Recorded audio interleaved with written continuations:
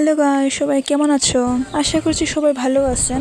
আমি ঈশ্বরের দোয়ায় অনেক ভালো আছি। আজকে সকাল থেকে যাই না কেন আমার কিছু বাইরের খাবার খাইতে ইচ্ছে করতেছে। তার জন্য চলে আসলাম কামাখাগুড়ির এক রেস্টুরেন্টে। রেস্টুরেন্টটা এত বড় না, আবার এটা তো ছোট। এসে আগে দেখে নিলাম যে মেনুতে কি কি আছে। এই রেস্টুরেন্টটা আরো নতুন, খুলে এতটাও টাইম হয়নি। রেস্টুরেন্টটা ছোট হলেও মাইকেলার দামটা অনেকটাই বেশি।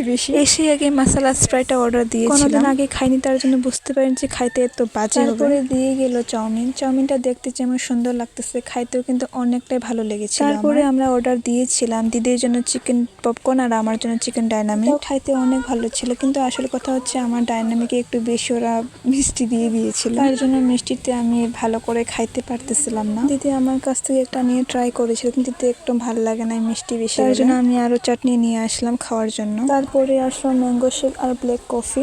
এতগুলা খেয়ে আমাদের পেট পুরো ভরে গেছে, শুধু পেটই ভরেছে কিন্তু মন ভরে নাই। তার জন্য আমরা আরো চলে আসলাম আমাদের বাড়ির সামনের ফুচকা দোকানে। অনেক কিছু খেলো, এখানে এসে যদি আমরা ফুচকা না খাই তাহলে মনে হয় না যে কিছু খেয়েছি।